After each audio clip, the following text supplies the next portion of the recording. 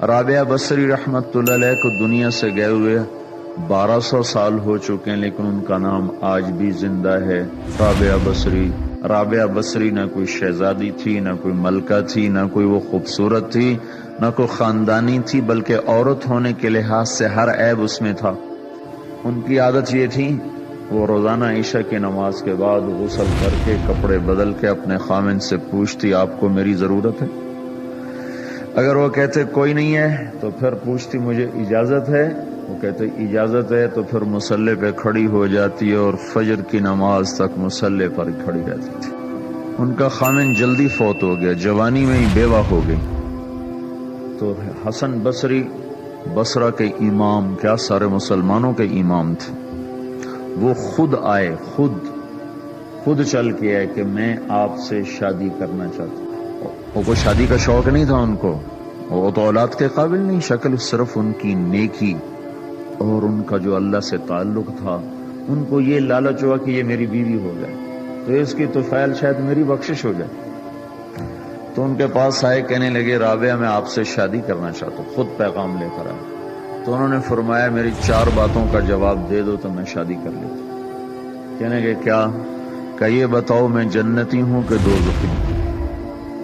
کہنے لگے یہ تو میں کچھ نہیں کہہ سکتا۔ اچھا یہ بتاؤ جب اللہ تعالیٰ قیامت میں اعمال نامے اڑائے گا، کسی کے سیدھے ہاتھ میں آئے گا، کسی کو الٹے ہاتھ میں آئے گا، میرے سیدھے ہاتھ میں آئے گا کہ الٹے ہاتھ میں آئے گا؟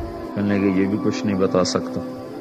کہنے لگے اچھا یہ بتاؤ جب اللہ نیکیوں کو تولے گا، کسی کی نیکیاں بڑھ جائیں گی، کسی کے گناہ بڑھ جائیں گے، میرے گناہ زیادہ ہوں گے، نیکیاں زیادہ ہوں گی؟ کہ یہ بھی نہیں بتا سکتا۔ کہ اچھا یہ بتاؤ جب لوگ پل صراط سے گزریں گے، کوئی پار نکل جائیں گے، کوئی نیچے گر جائیں گے، تو میں پار نکلوں گی کہ دوزخ میں گروں گی؟ کہنے لگے یہ بھی میں نہیں بتا سکتا۔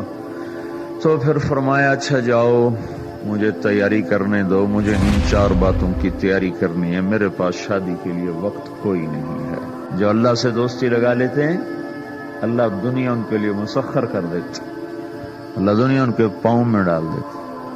تو جب ان کا انتقال ہوا، رات کو ان کا انتقال ہوا، تو اپنی خادمہ سے کہا بس 2-4 آدمی بلا کے مجھے جلدی سے دفن کر دو، کسی کو نہ بتاؤ، صبح لوگوں کو بتا دینا،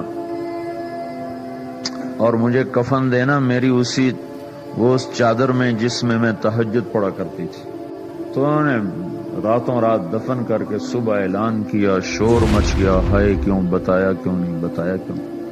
تو اگلی رات ان کی خادمہ نے ان کو خواب میں دیکھا، سبز لباس پہنا ہوا، حسن و جمال، سورج چہرے پہ چمک رہا۔ پوچھا آپ کے ساتھ کیا ہوا؟ کہا میرے اللہ نے میرے ساتھ بہت عمدہ معاملہ کیا۔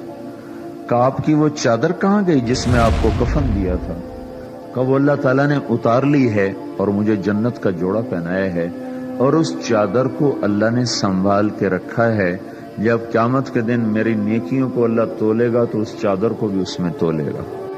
انہوں نے پوچھا منکر نکیر کا کیا ہوا؟ کہا وہ آئے تھے تو انہوں نے مجھ سے کہا من ربکی، تیرا رب کون ہے، تیرا رب کون ہے؟ تو میں نے منکر نکیر سے کہا جس اللہ کو 40 سال نہیں بھلایا اس کو 4 ہاتھ زمین کے نیچے آ کر میں بھول جاؤں گی؟